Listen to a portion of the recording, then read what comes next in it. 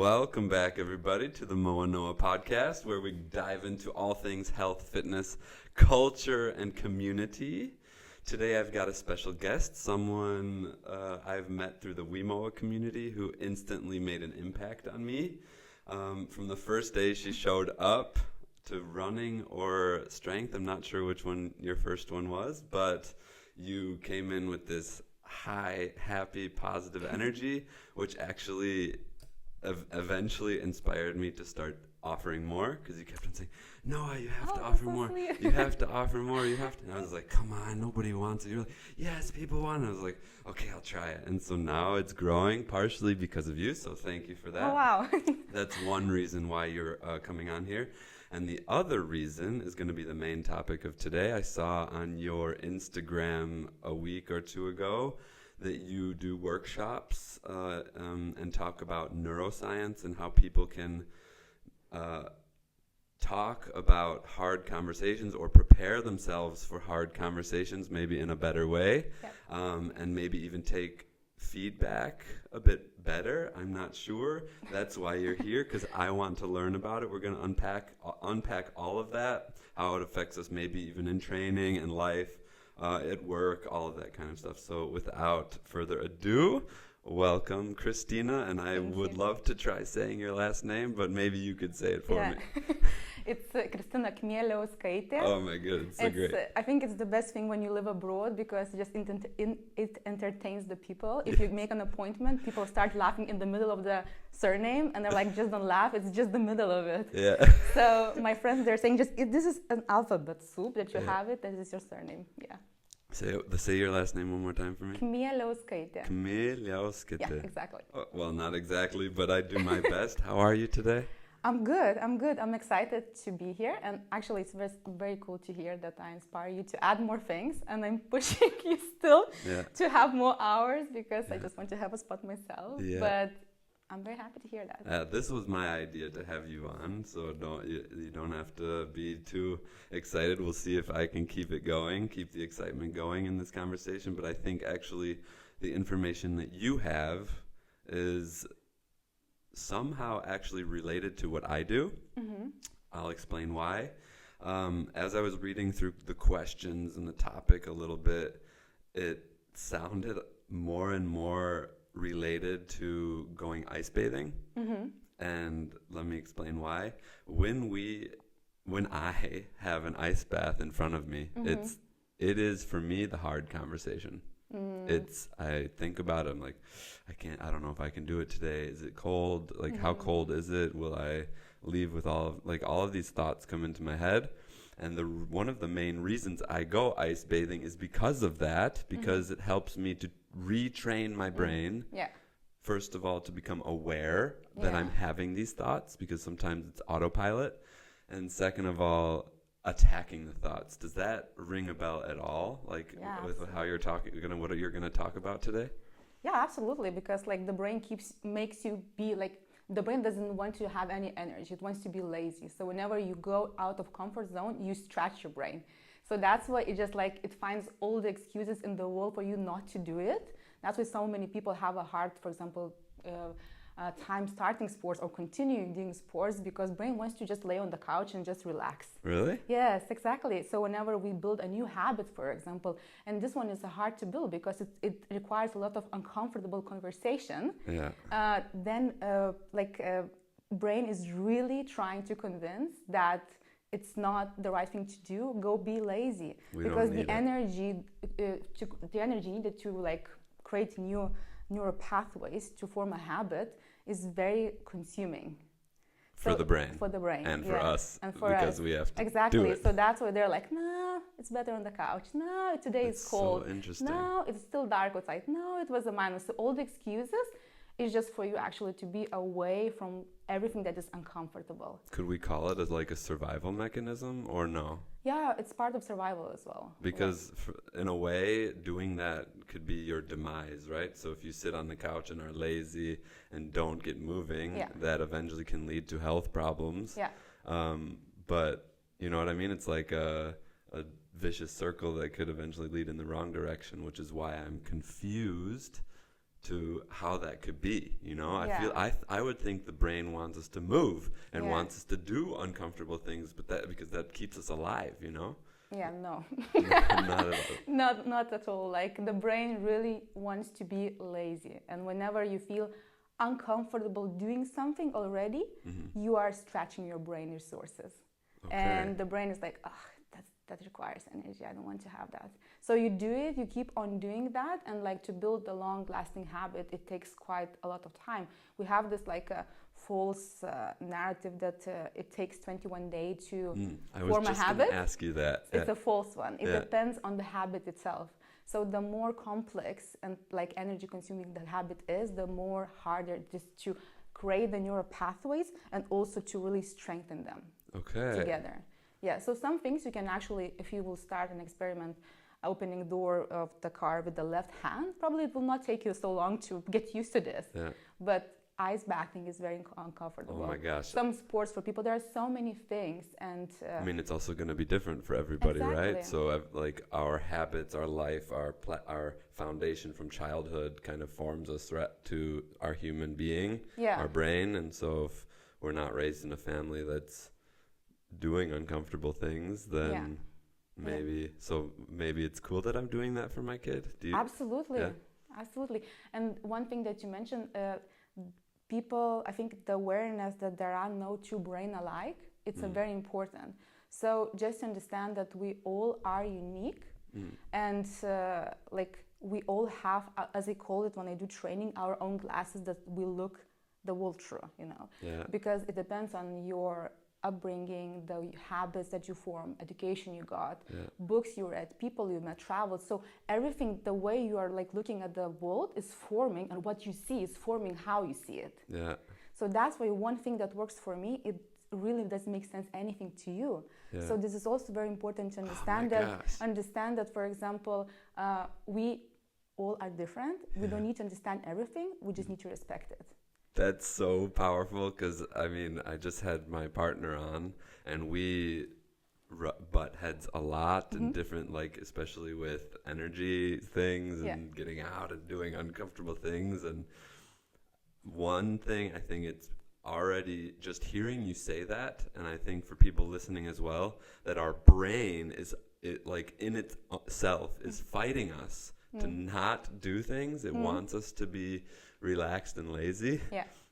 So just knowing that might be empowering for someone to say, you know what, it is my brain and it wants me to be that. Somehow I need to get a hold of my brain. And so maybe we can talk about a little bit of that. I wanted to wait till the end to get into the how and the what and that kind of stuff to fix it. Yeah. So I guess before we get into that, I'll ask you a question. Like, one of the questions we talked about before this was prepping for hard conversations, or actually, let's say, why are conversations hard in the first place, or what kind of conversations are we even talking about?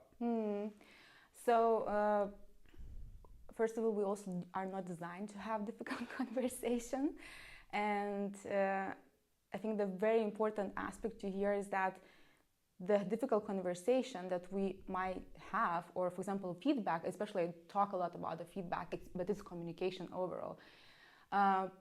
Brain does not differentiate between real and perceived danger. Yeah. So, for example, the car going towards you and you jumping can be this, like the feedback from a manager, or difficult conversation you're going to go with your partner with. It's the same. Brain is the same. So the reactions are like really automatic, and really automatic, very instant, because the brain purpose is to keep you alive. Yeah. And at any moment, the brain is scanning if the environment is safe for you. Even now, like if someone will knock on the doors, you get afraid because the brain's like, something is happening. That's why sometimes people even are not able to sleep properly in hotel rooms, because the brain is not familiar with the environment, and it keeps like alert. Keeps alert. Yes, exactly.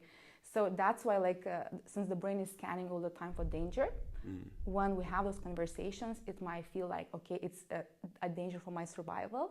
Also, the ancient brain is still kicking off. What kind of brain? Ancient, like the form of the brain, which is saying like, okay, this is where my tribe might exclude me, and I will die in wilderness alone. Oh my goodness. So this still is functioning. So much sense. Exactly. That's why we are so afraid of those interactions, because they're not really natural for us.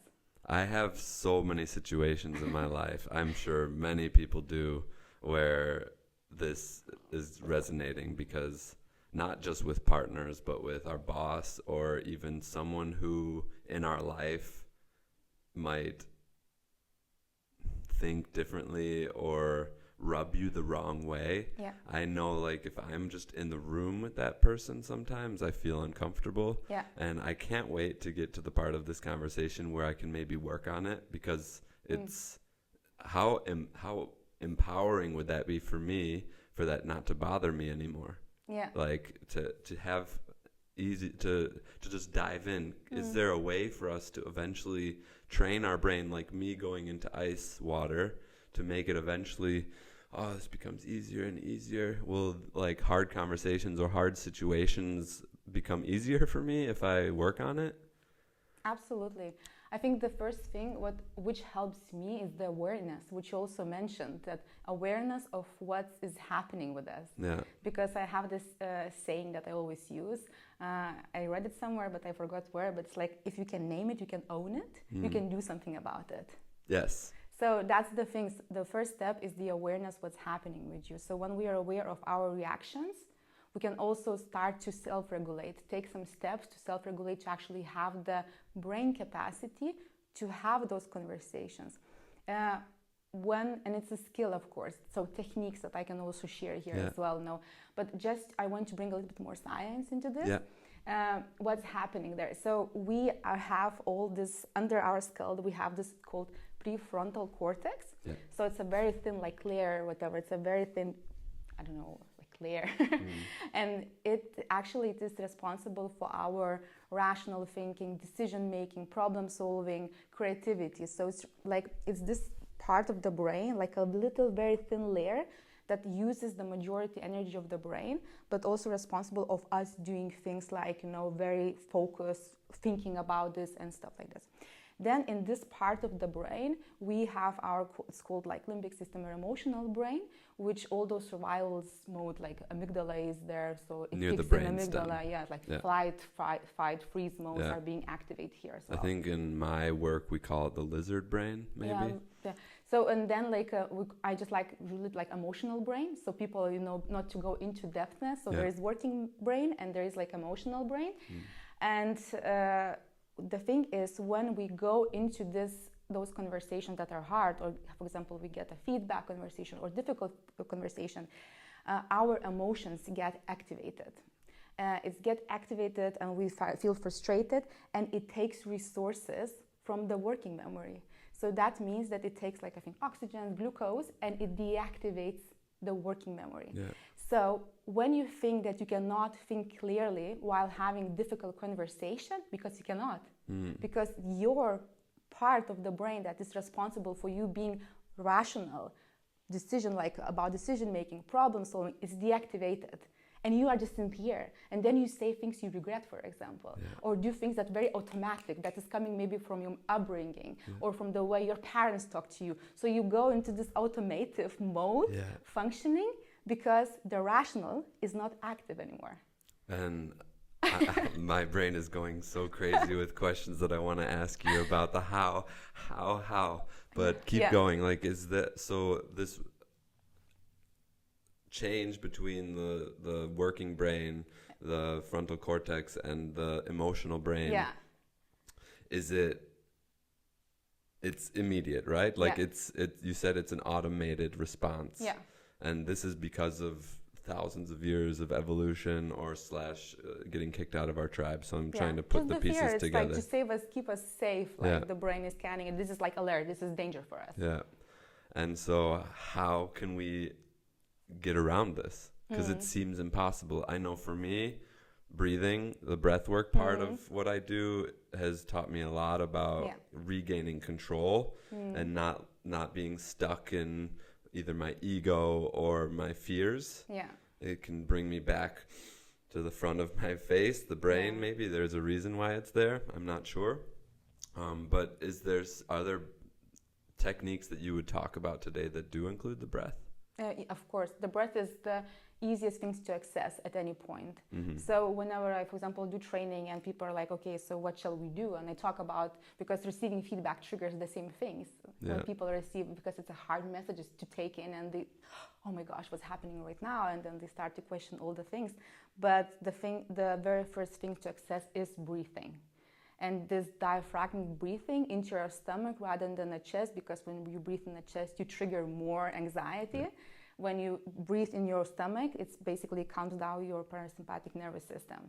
So then you are bringing yourself into a normal state. So this is the fastest thing to access to. Nice. So it's very good. It's really working. Meditation and all of this. There is so much science around meditation and how it affects brain and everything. It's really beneficial. Okay, and the brain is obviously extremely complex, and you work with mostly companies and working individuals. Is that true? Yeah, teams, the companies. Yeah, and what would you do with them? Like, how would a typical session work if I have a team that I want you to come talk to? So I really bring the things like So my sessions are very interactive. So I do have my knowledge that I'm sharing, and I'm not neuroscientist myself. I'm just a utterly curious person who has a huge passion for reading, and I read a lot, and I just connect the dots, and I listen a lot of information, and then also like working with some scientists and stuff like this. So that's why it's like my own knowledge that I'm bringing. And if someone would correct me or something, I would be happy, because then I learned something new. I think science is always changing anyways, right? Yeah. So when I come to work with different teams, for example, I always make this very interactive, because I know there's so much knowledge in the room every time I enter. So I'm not coming there to say like, listen, all of me, like listen to me. Shut your mouth, I'm talking now. Exactly. But first asking why it is relevant for them in general, like what do they feel, like how feedback impacts performance, teams, what are people mostly afraid of. And then bringing some tools, because they need to also get some like structures, for example, understand the neuroscience, but also a lot of practice. This is where the building habit is coming. This is where people actually are really uncomfortable, because to build a new skill, it's called, you go through a learning curve. So learning curve is like where you don't know, is it going to be difficult? If it's going to be difficult or easy, you kind of like have no feelings around it before you tried it. Then you start trying it, and you understand like, oh my god, this is something that I haven't done. This is so uncomfortable. And this is the brain where it starts to create new neural pathways, and also like use the energy and make like, oh my gosh, you look stupid, all the self-talk and all of that. This is so uncomfortable. What did they think about me? Is that the emotional brain taking over? Yeah, just like, all those, not even that emotional, but the cost of building new habits. This is the one that you have while going into cold water. And then afterwards you go into a mode where you actually start to feel more comfortable. You understand you're handling, you're still using the tools, the resources that you learned, for example, from the training. And then eventually you go into the state where you are, when you are not even thinking about it, you by default know how to handle the tools. Flow state kind of thing. Not even a flow, because flow has a different, flow has a description on its own, but something that you are just using without the resources. I can actually more automated. Yes, exactly. I will give you a very simple example so you will get the picture.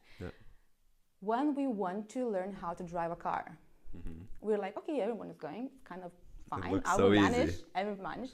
Then you start to go into the car, and you first time on the road, and you're like, oh my god, I'm going to kill someone. Not myself, it's about killing others, right? People, I don't know why. There's a turn signal, there's brakes. And you feel so uncomfortable. Your body is flashing, you're sweating and everything. Like your brain's like, what the fuck you're doing? Sorry for my language. It's okay. Like, so the brain is going into this. So before stage in the learning curve is like I will not use the term. So anyway, so we go into this mode where we are uncomfortable. Then we go into another mode where we actually start to understand, I got this. because you know that, okay, I need to know how to use the stick, also the look at the mirrors and all of the signs. It's like you're cautious how this is playing, but you're still alert. Yeah. And then you go into next stage when you don't even think about it. And so many people got from autopilot because this action does not require any energy from your brain. Yeah. So your brain moves this action into long-term memory, and it's like you're going to know it for the whole rest of your life. Which is why when I'm driving, sometimes I feel like I was gone for like 10 minutes or something. I'm like, wait, how am I still alive? Yeah. Because I've been doing it for so long. Yeah, because the brain said, I'm not using energy anymore for that. So I don't need to keep this in alert. I'm putting into the long-term memory. And now, like riding a bike, driving a car, you will never ever forget that. And how cool would it be if we could take that into uncomfortable conversations and life in general? Like driving a car is cool. We learn how to do it. But for me, like I said in the beginning, do ice bathing because that's for me a chance to get centered, know that we can't be centered and focused all the time, but to know that there's a way to get back to it and refocus is why I do the ice bathing in general. And so I think it could be now time to start getting into the how and maybe some techniques that we could use, because for me, I know for a fact, like when I'm confronted by someone, it's as if my brain shuts off and I leave the conversation thinking, why didn't I say this? Why didn't I say this? I could have said that. Even if it's not an argument, if it's an interview or a talk with a friend about something a bit deeper, I want to know if it's possible for me to bring that in so that I don't leave the conversation thinking, oh my gosh, why didn't I say that? Or I'm such an idiot. Why didn't I say that? So please help me. So if we know that the emotional brain is activated, we have the awareness. And the first thing I always invite people to check in with their bodies, because we have such smart bodies that show us so many signals, and many people are so disconnected from their own bodies and ignore their own how they're feeling. So the very first thing is to, for example, quickly check in with yourself if you feel that your cheeks are getting red or your heartbeat is getting very fast, sweating hands and out of breath. It also already signals you that your body is going into this emotional brain. The fight, flight or freeze probably is being activated right now. So that's the very first step to do. I would say just check in with yourself, notice what's happening with you. Then the other thing that I would advise as well, very often we don't need to rush into answers. Right. We feel like we do because it's maybe a high energy conversation, either yelling or not yelling, but just an intense conversation. So it feels like we need to be the fastest because I know people who are always boom, boom, boom with the how do you think of that? I'm still lost in why we're having this conversation anyways. So we don't need to do that. If we have the space, sometimes we cannot leave a meeting or something, then I would also advise to check in with yourself, take some breath, a couple of breaths, just very slow to calm yourself down, to down-regulate your nervous system, feel your feet on the ground. Because another thing, brain cannot do two things at the same moment. So also let's choose to channel different attentions, for example. So we can do the senses maybe. We have feeling, hearing, smelling, seeing. I guess the easiest ones are just without people knowing is the feeling sensation, right? Or listening. Exactly. Just to bring the attention here and to bring this back oxygen, everything to your working memory by feeling that I'm safe, feeling the feeling the sensations, or feeling feet on the ground and stuff like this. So a bit of presence, So mindfulness, breathing, it's such an impactful. Powerful. So before we go deeper, are there ways for me? because let's say I'm in a meeting, that's almost too late to practice, right? Yeah. I can try something, but is there something I can do on my own at home to practice by myself so that when I get into that situation, or do I have to just put myself into those situations more often? Do you know what I'm asking? Yeah. Well, through time you're becoming better if you're practicing some ways to approach like feedback or conversation. Yeah. But that was the breathing was the first one. But there are techniques that I could also share you out. What could I do at home, maybe in this room, before I go out? Like just something that I could practice. Is there something I can practice, or is it more of I guess putting myself in that situation, going out and purposely getting into intense conversations? You know what I mean? I think, yeah, absolutely. I know what you mean. I would advise, like writing is a very powerful thing. Yeah. Right? Like journaling, if you journal even like nonsense as your like food list, grocery list, yeah, it calms down your parasympathetic nervous system within 15 minutes. Yeah. Just some science. Like the 5-minute free writing. Yeah, like 15 minutes is also really calming down. But the thing is why I'm mentioning journaling, because if you really want to do homework, let's say, I would probably I would invite people who really want to become better at this skill to reflect on the last conversation they had, on their own behaviors, on the outcomes of the conversation, because to create the awareness, how you operate within the conversation, and see, did it get me closer to what I wanted to achieve? Yeah. So this could be like very self-awareness, like reflective self-awareness exercise for you to take home to reflect on, okay, so how did I approach the conversation? Was my behavior leading towards the outcome I wanted to achieve? What was the outcome at the end of it? Like, how did they feel? Other person felt like, from my perspective, how was the dynamic between us?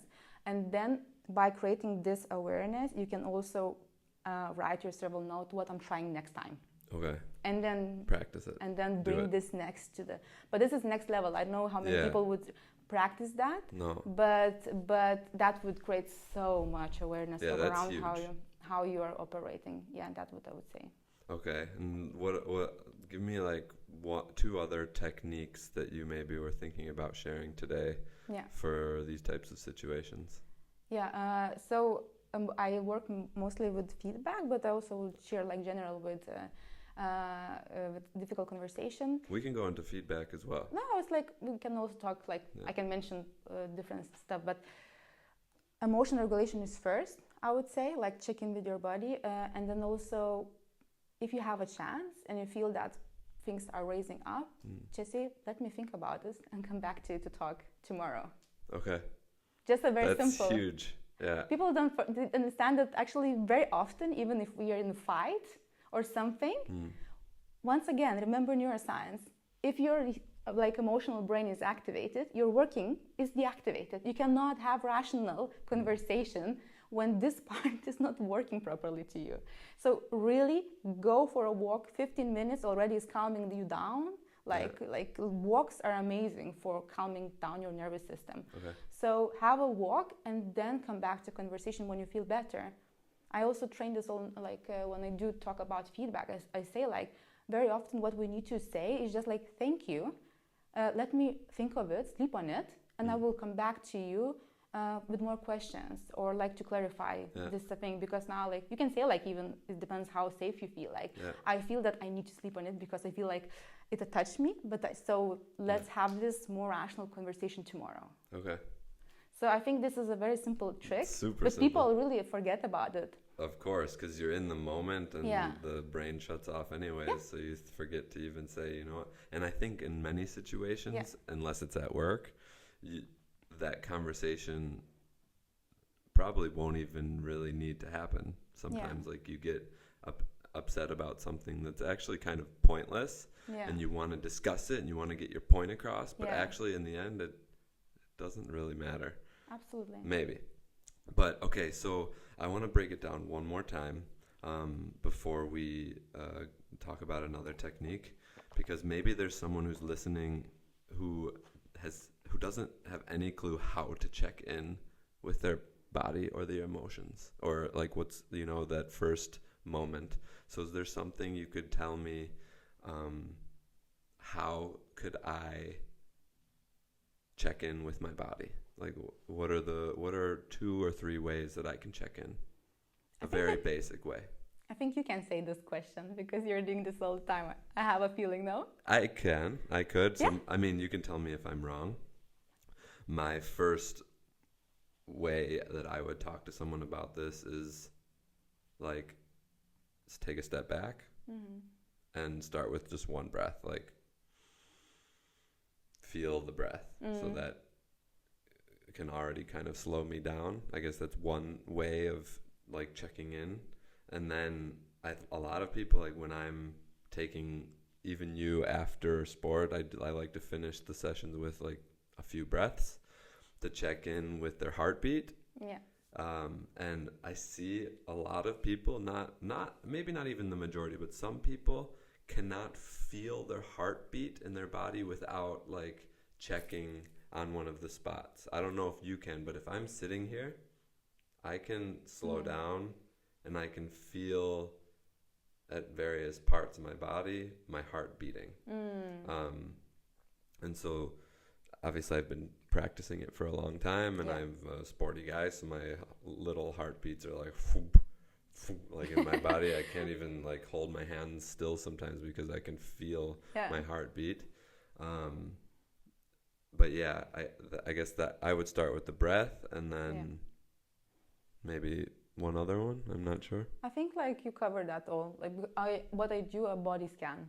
Okay. I just the body go inside and see where does it feel. What do I feel in the body? Is it in my stomach? Do you guide people through a body scan? Not really, not yet. But actually, maybe it's a good thing to add. But I just go through, what does it feel like? How my stomach is feeling, how my chest is feeling, what is my heartbeat. I can really feel how my body is feeling. And to be honest, I do act from the way my body feels, and I'm very honest with myself. I have strong boundaries with many things. If I don't know what to do, I go to my body and ask myself, do I want that? And if I feel like it's my body is cramping, that's a no. So if I say do you want that? Yes, and I feel my body is relaxes the muscle, that's absolutely, and this is my answer. And I know whatever I will take from there on is going to be the right answer for me. And then I can, of course, draw the boundaries. I feel like you're very in touch. So there's obviously a bell curve of people, right? There's the majority of people maybe have a little bit of touch. They're maybe a little bit in touch with their bodies and can feel certain things. And then there's people like you on the other side, extreme side of the bell curve, that can feel their body tense up. And they know, okay, that is definitely not for me, or the opposite. And then there's people like me who my whole life I've learned to push through anything, which is also a strength, but I end up doing a lot of things that I don't want to do, and I have to learn it the hard way, that after months or years of doing this to myself, that I actually shouldn't be doing it. And like I said, it is a strength. I have the ability to do many things. And I always ask myself, for some people, how they don't, how are you not, come on, let's just go do it. But then it also ends up, I've burnt out 3 times in my life. I'm 30 years old, so that's not a good quota for people in the working force. You don't want to burn out every 5 to 7 years. You want to have a nice long career and know your boundaries. So I guess maybe we can have another conversation about that in the future, about ways for people to, it's like a new technique maybe, and you'll be rich because I know people want this. This is real practical information and activities for people to become more conscious and active and in touch with their bodies. I use sport, so that's an amazing way for people to get in touch with their bodies, but it doesn't always translate into the real world. It does in many ways, but not always. So maybe we should put our heads together and talk about finding ways, easy, simple ways for people to at home or on a YouTube video. We're giving someone else the idea right now, so we should probably do it really quickly. And how people can get in touch with their bodies simply and easy, so that when situations arise, they can touch base with themselves and act. How cool would that be? Absolutely. But that's why I said in the beginning that I feel how many people are disconnecting from their bodies, and our bodies are so smart. I also learned the hard way to ask what I want, because I was neglected my needs so much that I end up to being into having a proper breakdown in a way, you know. So that's why I was like, that's not where I want to be at, you know. And at this point I was like, no, I'm not going to neglect myself anymore and my needs. And I was just like, this is how I'm operating right now. And then I started to do all of those, check in with myself and really being honest with myself and writing a lot and going through this journey where healing journey we would call it. But to the place where I'm now really sensitive of what my body needs, and always ask myself this question.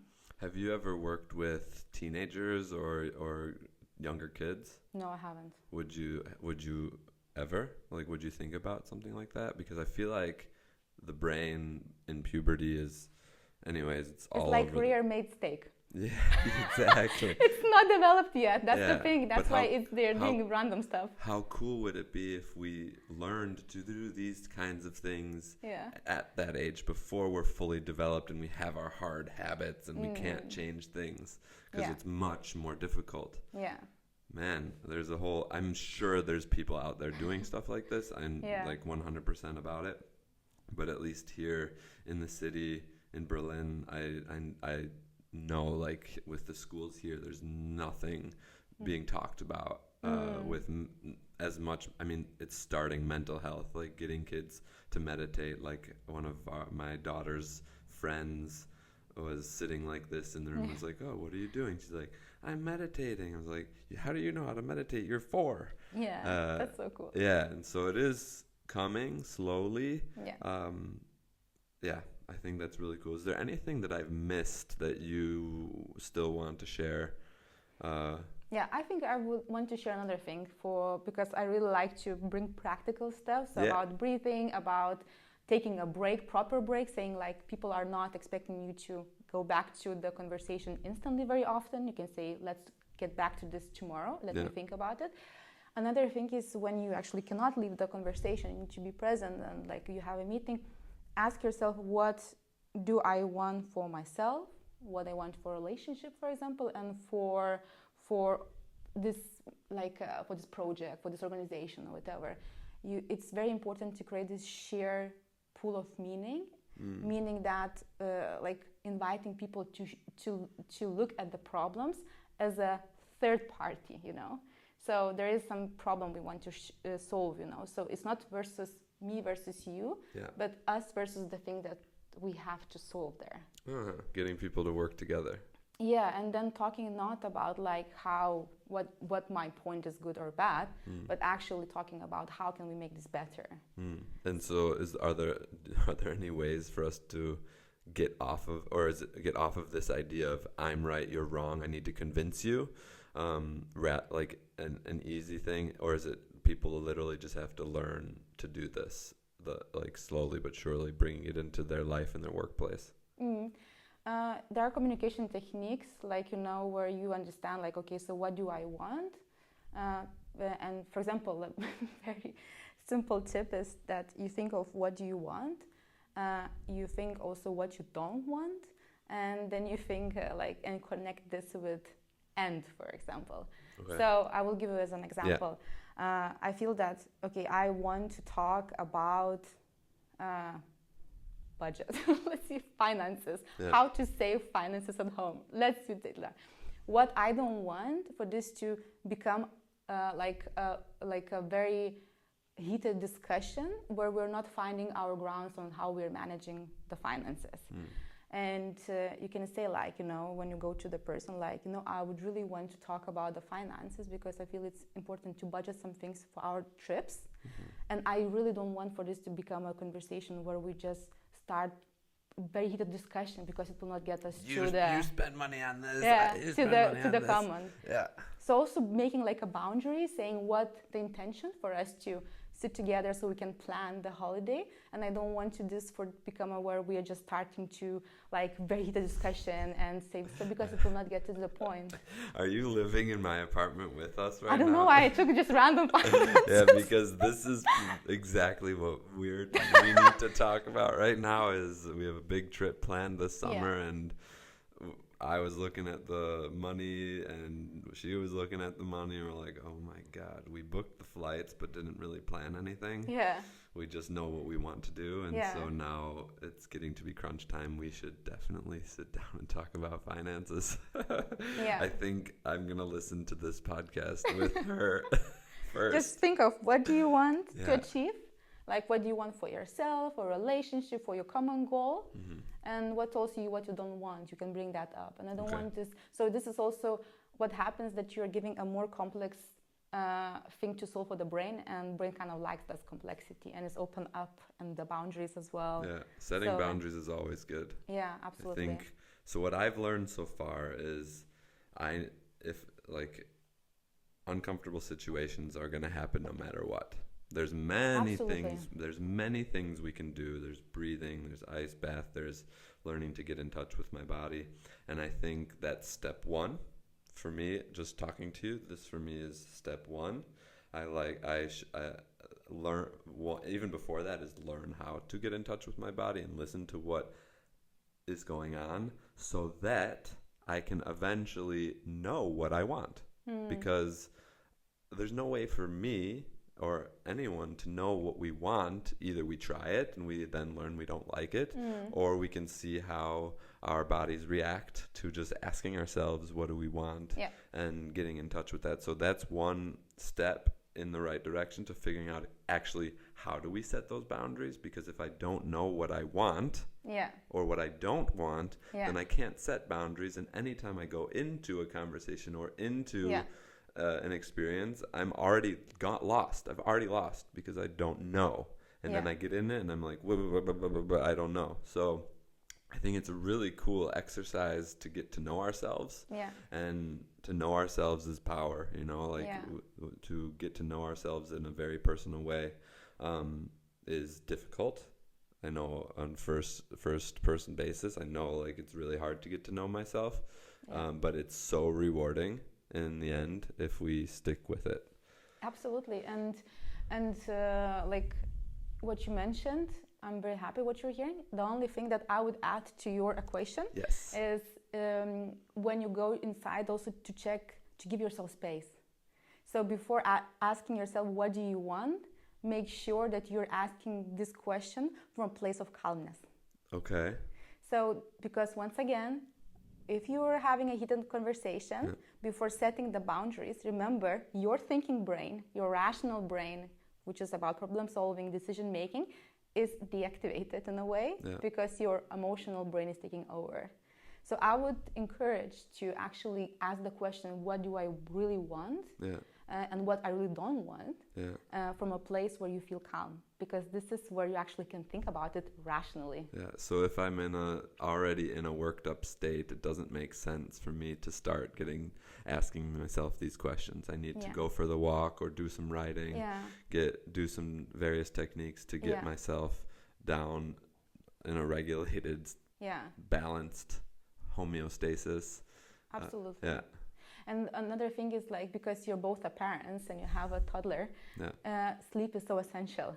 So whenever, like, for example, when my girlfriends were calling to me, I was like, they're like, oh, life is bad, and then you die, the mode, like the gloomy days. The first questions I ask, how did you sleep? And what have you eaten, for example? And also, like, did you do anything sports? Like, just fundamentals, but the sleep is the very first. When you sleep poorly, you already brain more in emotional state. So don't take some of the emotions seriously, because it's just a noise going on, because your brain is tired. It didn't get enough of sleep. So that's what it means to wake up on the wrong side of the bed. Yeah, probably. Have you heard that saying before? You look like you woke up on the wrong side of the bed. Have you heard that before? We say like with the wrong foot. Okay, yeah. In the U.S., we say you woke up on the wrong side of the bed, meaning sitting at the breakfast table with partner or daughter, whoever, family members, and they just look like they woke up on the wrong side of the bed. So I know for both of us, we're both sleep deprived at the moment, and I definitely know, like, when I get a good night's sleep, I wake up and I'm huggy and I'm happy and in a very balanced situation. Whereas if I wake up after a terrible night because our daughter was crying or whatever, I'm already more emotional or more sensitive, I guess is a better way to say it. So I guess I'm so happy we have had this conversation. So thank you for coming in and doing this with me. Where can we find you on the internet, and how can we support Kristina? Yeah. So you can follow me on LinkedIn. I mainly post. I have a very funny business name. It's called Hi Kristina. Okay. Because I want for this to be amicable. I come with my knowledge, and I can always add more knowledge to my resources. Yeah. But I like for this to be conversational. I feel comfortable and safe to talk to me. So you can follow me on LinkedIn. Hi Kristina. Hi Kristina. I also write articles about different like neuroscience, also different techniques for feedback. So I'm really tackling the feedback. Yeah. Even though I work with communications, I talk about cross-cultural communication as well, because there are so many differences between low context and high context countries. And so you can follow me there. And mainly I'm my presence is mainly on LinkedIn. Yeah. Okay, well, cool. I'll put everything for that in the comments or the description area so people can get in contact with you if they want, or they can come to a strength class here and chat with you, or come running. Yeah. I'm so happy you're in the community and here in Moabit. I hope you stay for a really long time. Me too. And thank you everybody for watching and listening. Yeah, thank you. Good job. Bye everybody. Bye. Nice. Amazing.